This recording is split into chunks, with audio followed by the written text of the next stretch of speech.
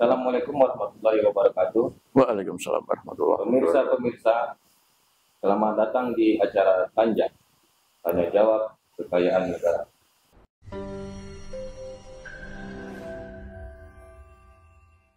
Bersama saya, Pradaya Simatupang, membawakan acara ini. Saya ditemani oleh narasumber bintang tamu yang sangat bagus. Seorang bapak yang sudah mengabdi bagi negara ini sudah berpuluh-puluh tahun lamanya.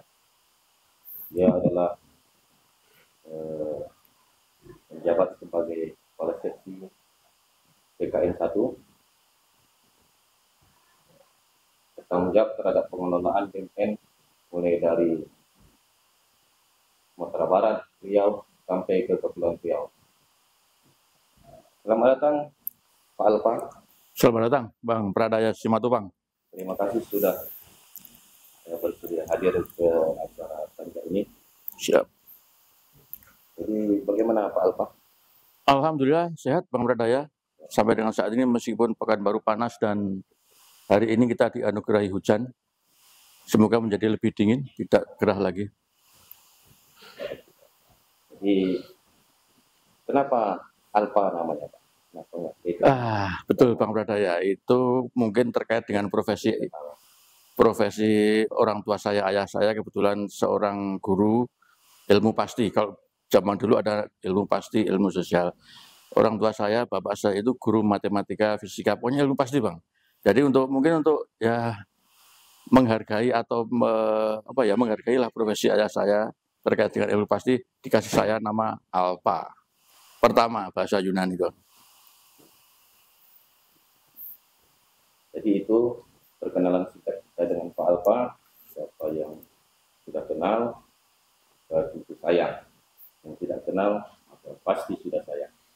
Baiklah, kita masuk ke tema kita yang lagi hot baru-baru ini adalah tentang sebuah aplikasi, sebuah masterpiece yang diterbitkan oleh DJKN sudah hampir 10 tahun. Kita mengobrak-abrik komputer, laptop untuk menerbitkan sebuah aplikasi. Itu adalah namanya Siman. Kita tanyakan langsung kepada bintang tamu kita, Pak Alfa Setiawan, apa Siman itu Pak? Akhir-akhir ini banyak orang bicara Siman. Saya sudah sering dengar Siman ini, tapi sekarang ini sering lagi. Terima kasih sebelumnya Bang Pradaya pertanyaannya. Untuk lingkup DJKN, kementerian, lembaga memang saat ini lagi booming istilah Siman, lagi banyak didiskusikan Siman, khususnya Siman V2. Nah mungkin yang jadi pertanyaan inti adalah apakah Siman itu? Siman itu aplikasi yang digunakan sebagai alat bantu oleh Direktorat Jenderal Kekayaan Negara atau DJKN, dan juga digunakan sebagai alat bantu juga oleh kementerian lembaga sebagai pengguna barang. Kalau DJKN tadi sebagai pengelola barang, untuk yang kementerian lembaga sebagai pengguna barang digunakan sebagai alat bantu untuk mengelola aset. Jadi dengan adanya Siman ini maka pengelolaan aset yang sebelumnya masih manual, konvensional, masih memerlukan banyak sumber daya, memerlukan waktu banyak lah untuk mengelola aset ini, maka sejak adanya Siman ini pengelolaan aset oleh DJKN maupun oleh kementerian lembaga menjadi lebih efektif, efisien, dan tidak memerlukan banyak waktu. Bahkan dengan adanya Siman ini tidak perlu lagi pakai kertas Bang Pradaya, paperless. Dan untuk diketahui Bang Pradaya, Siman ini sebetulnya sudah ada sejak seperti yang Bang Pradaya tadi sampaikan, sudah tahun 2014, 10 tahun yang lalu. Tepatnya di launching pada bulan April tahun 2014. Itu Siman 1 ya Pak? Ya, Siman versi yang pertama yang kita sebut aja Siman V1. Kemudian seiring dengan perjalanannya waktu baru dirasakan nih ternyata Siman yang V1 ini sudah kurang relevan lagi, kurang sesuai lagi dengan keadaan zaman. Maka ya tahun 2020 lah baru dipikirkan kayaknya Siman ini perlu di-upgrade nih, perlu diperbaharui supaya sesuai, supaya relevan lagi dengan kondisi yang saat ini. Maka pada tahun ini 2024 lahirlah Siman versi yang kedua atau kita kenal sebagai Siman V2. Itu Bang Bradai, Siman. Jadi Siman Sistem Informasi Manajemen Aset Negara yang merupakan alat bantu bagi DJKN dan kementerian lembaga untuk mengelola aset.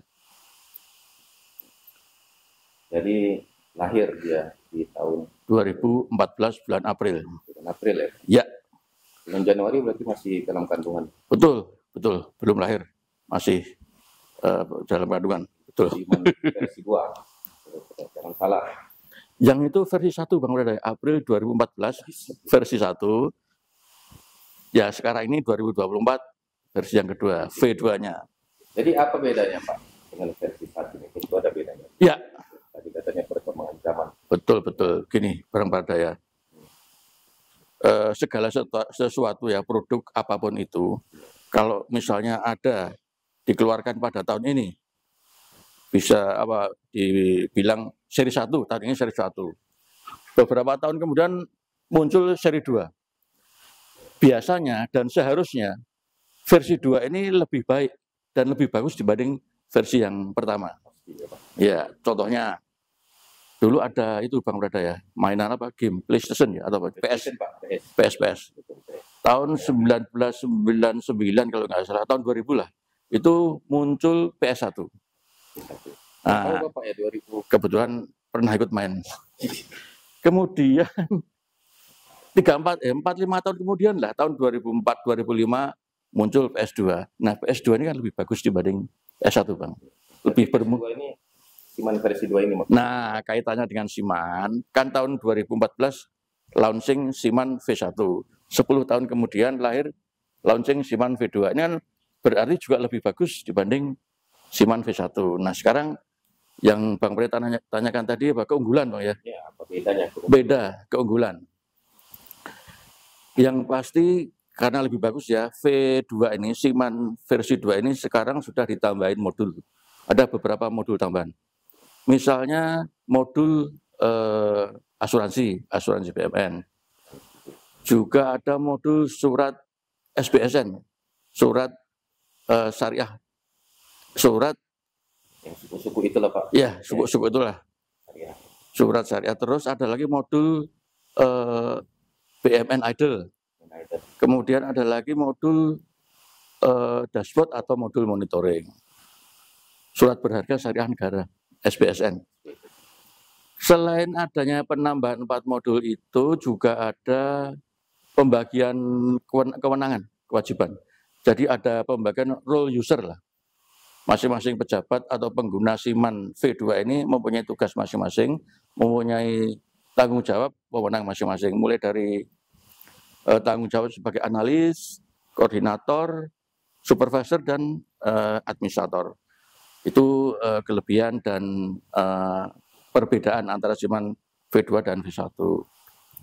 Kalau dari sisi teknisnya banyak lagi Bang Bradai, lebih banyak lagi. Misalnya kalau kita mau menginventarisasi BUMN barang untuk yang Siman V2 ini, kita cukup pakai handphone Android.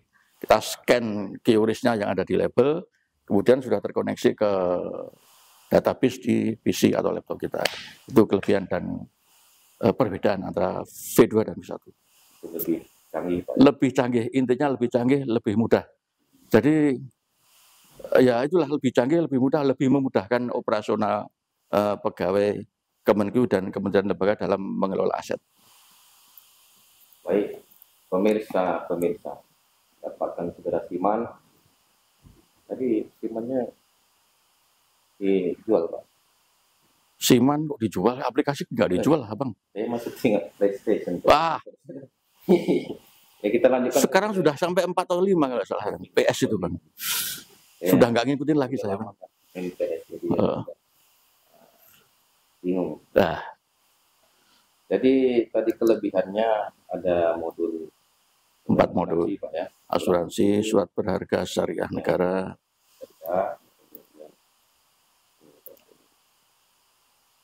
BUMN Idle dan dashboard.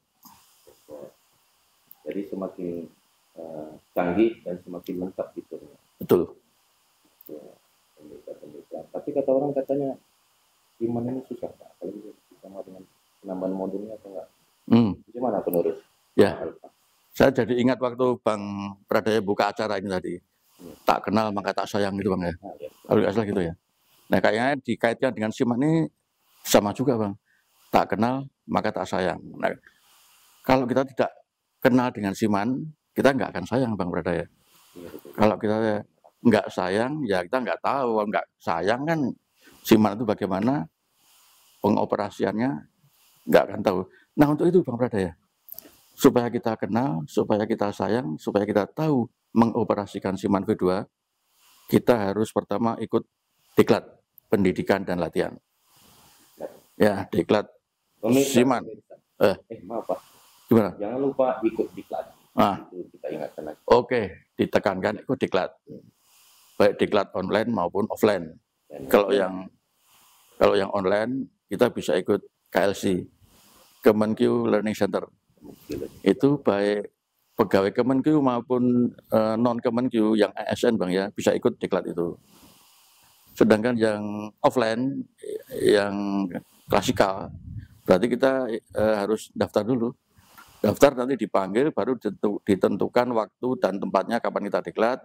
Nanti kita berkumpul di satu ruangan dan ada dosen dan atau pengajarnya di situ. Langsung Pak. Ya, langsung bertemu muka antara siswa dan pengajar. Selain ikut diklat juga Bang Pradaya, kita juga wajib ikut sosialisasi. Siapa yang mengadakan sosialisasi Pak? DJKN ya. Dan bulan-bulan ini Bang Pradaya, Juni, Juli, Agustus lah. Ini teman-teman kita di KPKN lagi getol-getolnya nih. Getol-getolnya mengadakan sosialisasi terkait siman V2. Nah kita bisa ikut di situ. Selain ikut diklat sosialisasi, jangan lupa Bang Pradaya, selama kita ikut juga kita harus banyak bertanya, rajin bertanya. Nah itu kuncinya. Malu bertanya, sesat di jalan. Nah itu. Sayang kan gitu ya. Itu betul. Maka dari itu Bang Pradaya, setelah mungkin kita Bang Pradaya ikut diklat dan sosialisasi, dalam mengoperasikan dimungkinkan akan banyak atau ada beberapa lah yang kendala hambatan yang ternyata waktu ikut diklat, ikut sosialisasi itu tidak tercover.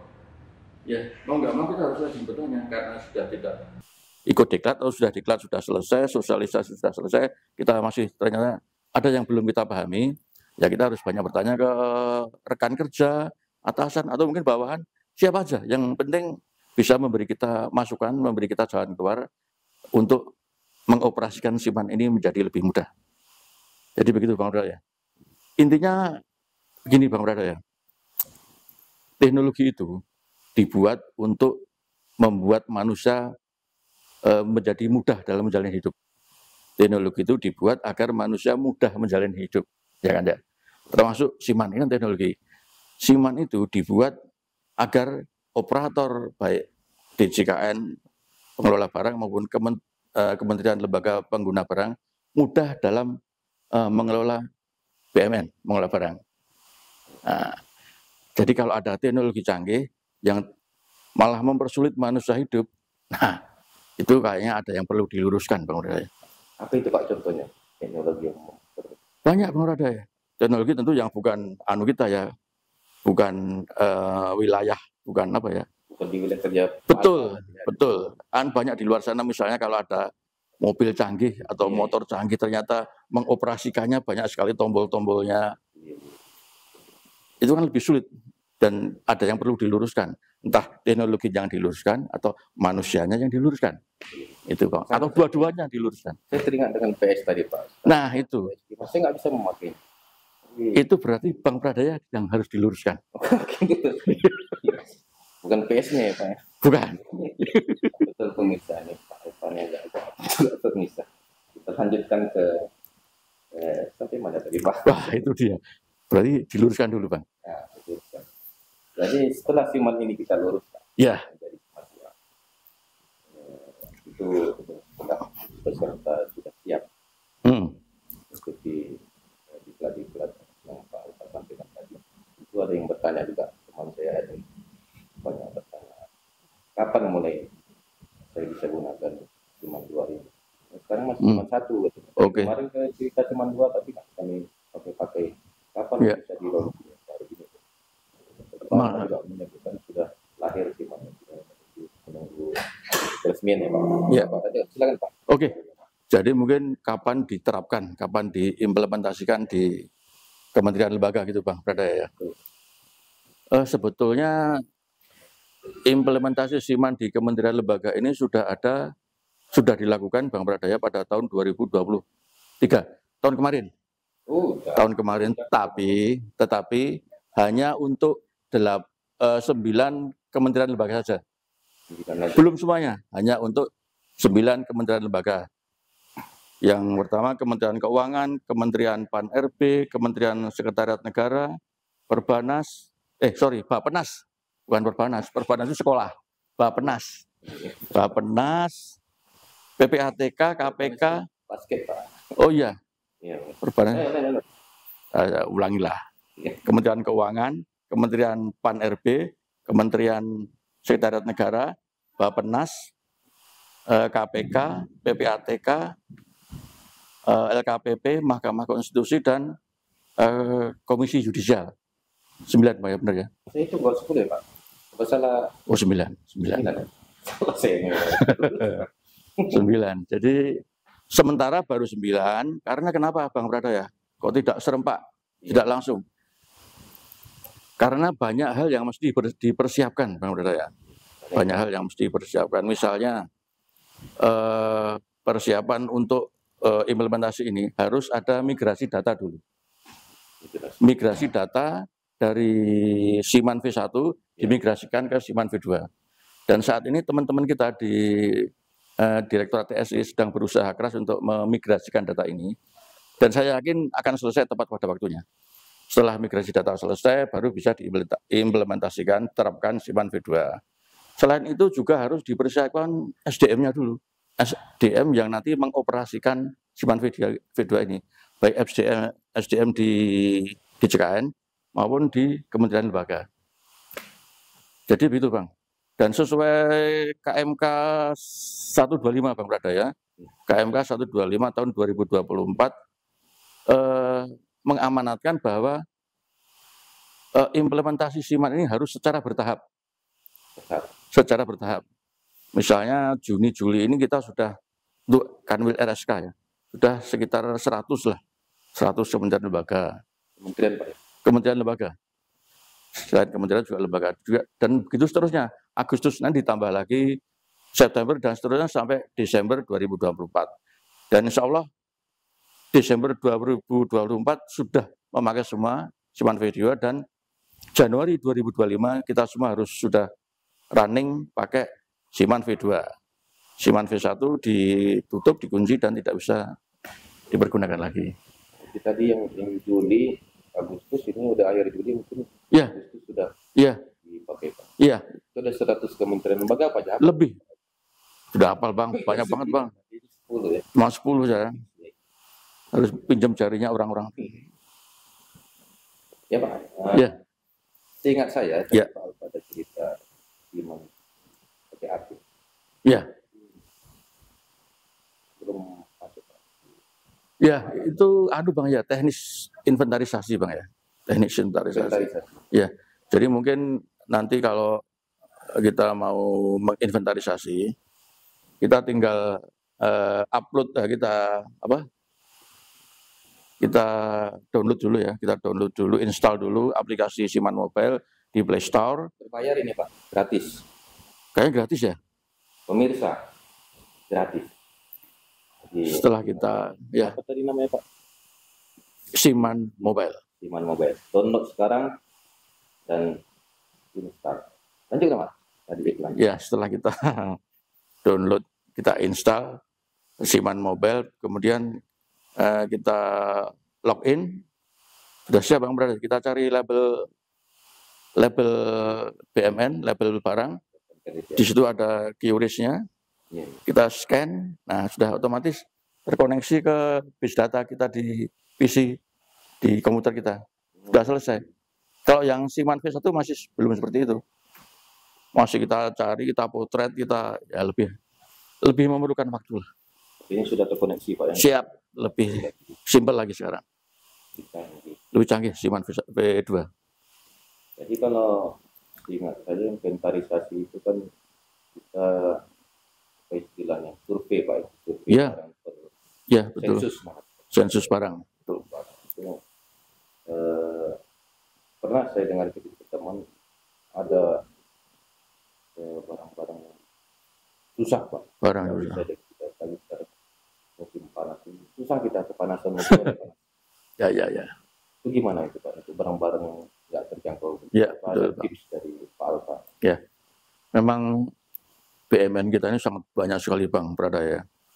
Jutaan lah, jutaan. Nggak cuma meja, kursi, bangunan gedung, itu jalan, mobil, bendungan, banyak lah. Dan di antara jutaan barang itu tentu ada beberapa, tidak semua Bang, ada beberapa yang lokasinya unik, sulit dijangkau.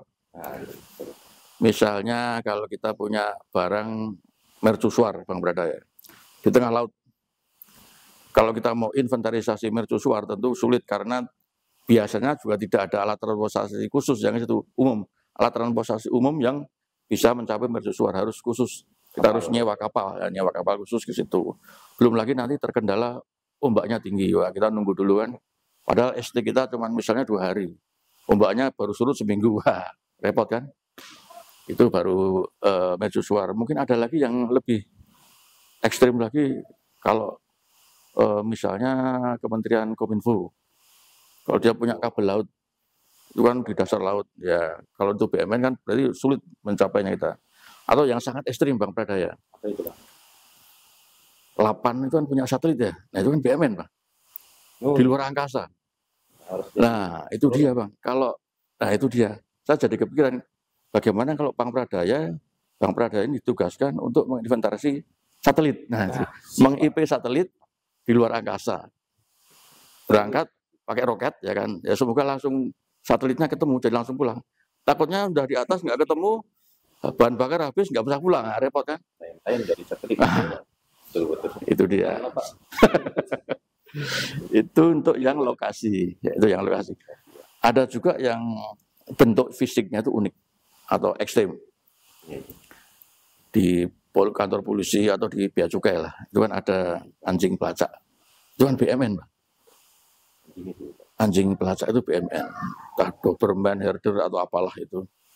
Nempelin itunya gimana labelnya, di kalungnya kali ya, tapi kan tetap susah itu Bang, harus pawangnya, belum nanti menginventarisasinya, itu baru anjing pelacak. Ada juga yang lebih ekstrim lagi, misalnya Kementerian Kesehatan Bang Pradaya.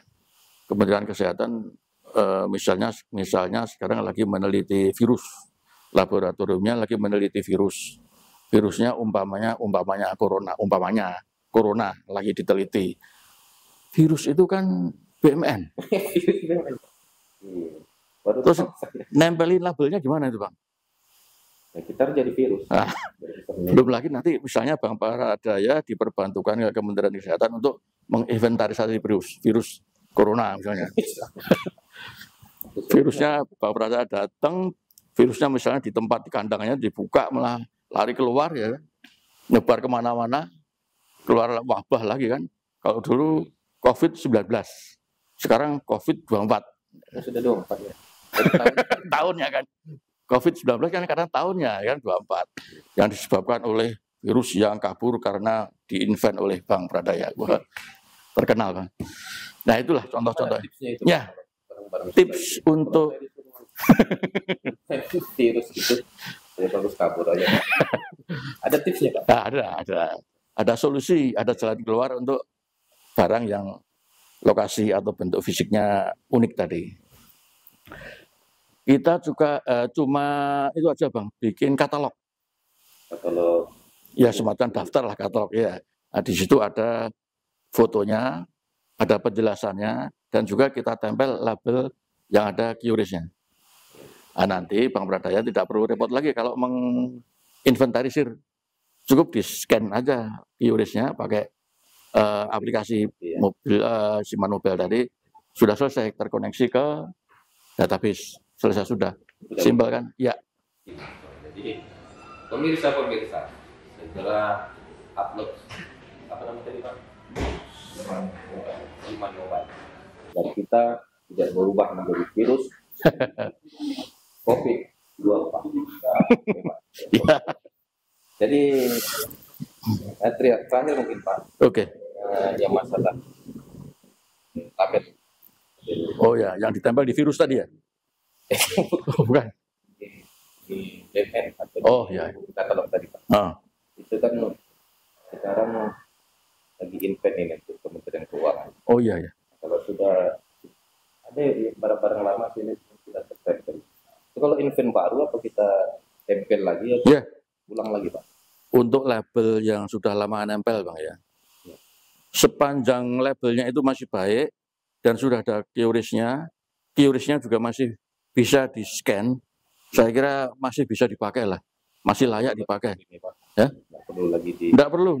Makanya itu Bang Pradaya, saya juga pesen sih sama teman-teman yang mau nempelin label ini, usahakanlah labelnya itu terbuat dari kertas yang bagus, stikernya yang bagus, lemnya nggak mudah ngelotok ya. Kan ada yang lemnya kuat tapi ada juga yang mudah ngelotok. Terus sablonnya atau cetakan tintanya itu nggak mudah luntur.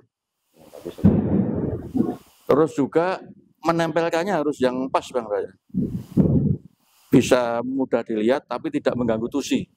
Misalnya kalau kursi ya jangan di sinilah Bang nempelinya. Kan ini tergesek-gesek ini. Di samping lah. Nempelnya di samping. Mudah dilihat. Ya agak sini berarti.